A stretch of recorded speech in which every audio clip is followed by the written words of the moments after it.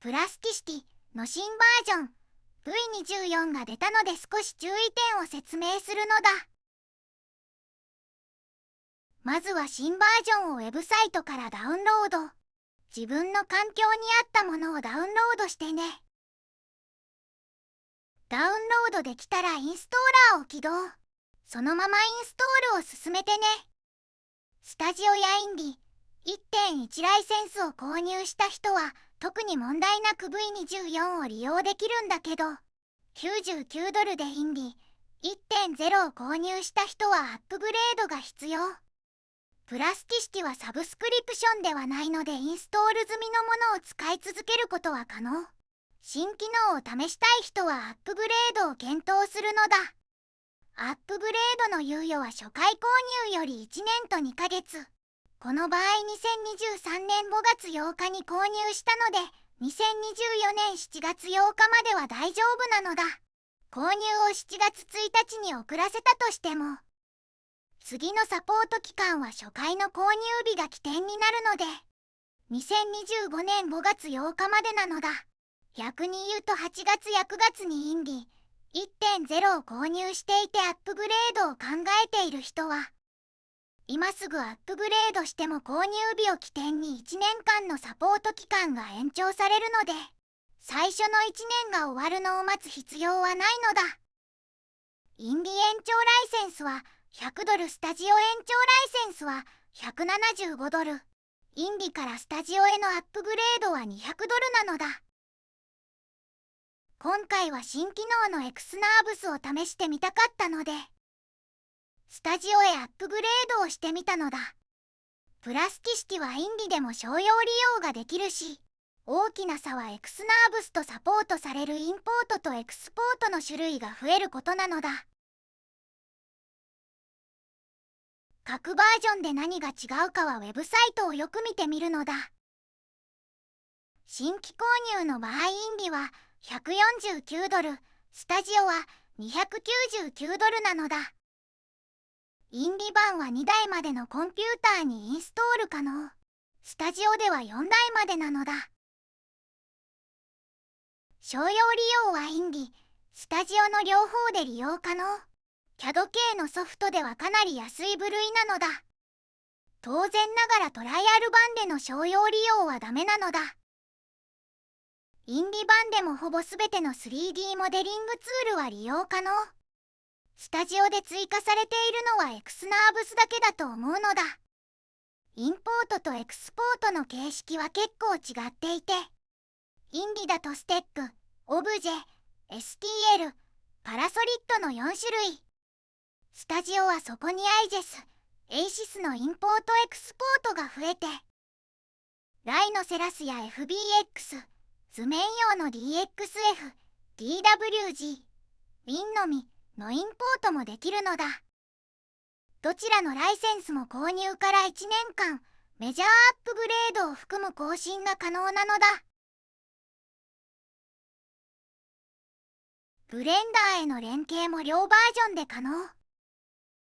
スタジオではサポート期間中、ベータ版へのアクセスが可能でいち早く新機能が試せるのだ。個人ユーザーには関係がないけれど、10人以上の従業員がいる企業の場合、スタジオライセンスの利用は必須になるのだ。エクスナーブスの利用や他の 3DCG ソフトとの連携が必要ない場合、インディライセンスを選べばよいのだ。ここからは新機能のエクスナーブスを少し紹介するのだ。エクスナーブスはライノセラスなどのプラグインとして有名な機能で、複数のエッジ間を比較的簡単に連結させることができる機能なのだ。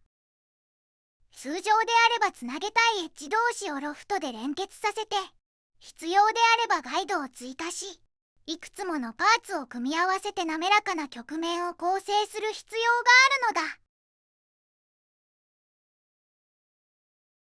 つまりエクスナーブスでないとできないというわけではないので、慌ててスタジオにアップグレードする必要はないのだ。ライノセラスでは有料のプラグインとして販売されていて、プラグイン単体で約6万円とプラスティシティのスタジオ本体よりも高価なのだ。ここでロフトやパッチとどう違うのか見てみたいと思うのだ。まずはカーブを選択してロフト。次にガイドを選択するんだけど上側の線が長すぎて面を作ることができないのだ。そういう場合はシフト、足す、T でエッジを複製。水色のカーブにしてから T でいらない部分を削除するのだ。もう一度ロフトでやってみるのだ。下側の接続を G0 にすることで面を貼ることができたのだ。次は反対側を X ナーブスで塞いでみるのだ。F キーで検索を呼び出して XN と入力してみよう。上のエッジが長いままでも簡単に面を貼ることができたのだ。下側の接続部が G0 のままだと角張った感じになるので G1 にして滑らかな接続にしてみよう。面の細かさなどクオリティの部分をハイにしたり、フラットネスの値を修正することで曲がり具合の調整もできるのだ。それでも補正しきれない場合はガイドを足してやるといいのだ。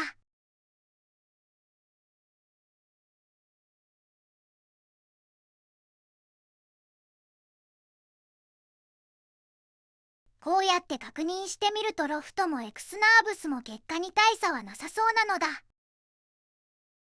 面を削除してパッチホールも試してみるのだ。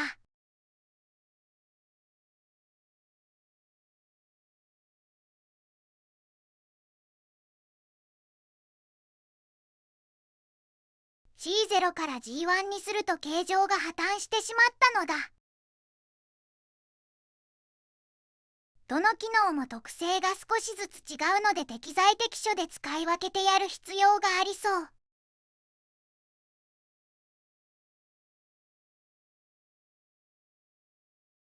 次は側面の穴を塞いでみよう。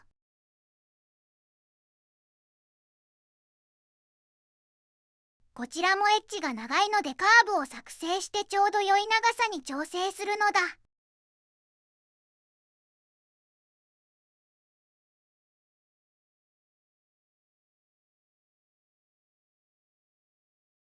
上側のカーブ具合が気に食わないのだ。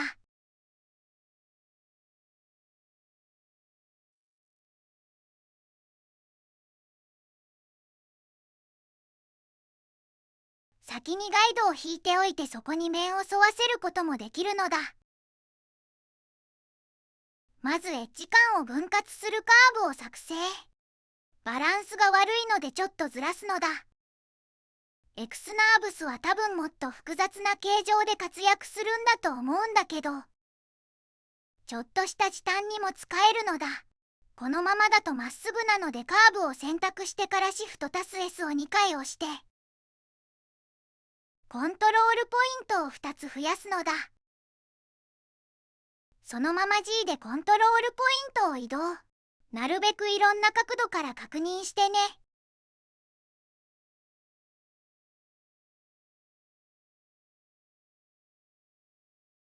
準備ができたら F から X ナーブス、ショートカットを登録するといいかも。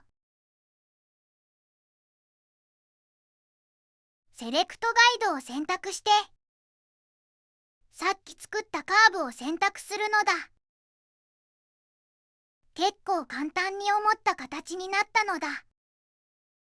車のボディなど複雑な形状をモデリングする人には便利な機能だと思うよ。こんな感じで今回の動画はおしまいなのだ。インディ 1.0 からのアップグレードだと差額が$110かかるのでよく考えてアップグレードしてね。それではこの動画が参考になった人は高評価、チャンネル登録よろしくなのだ。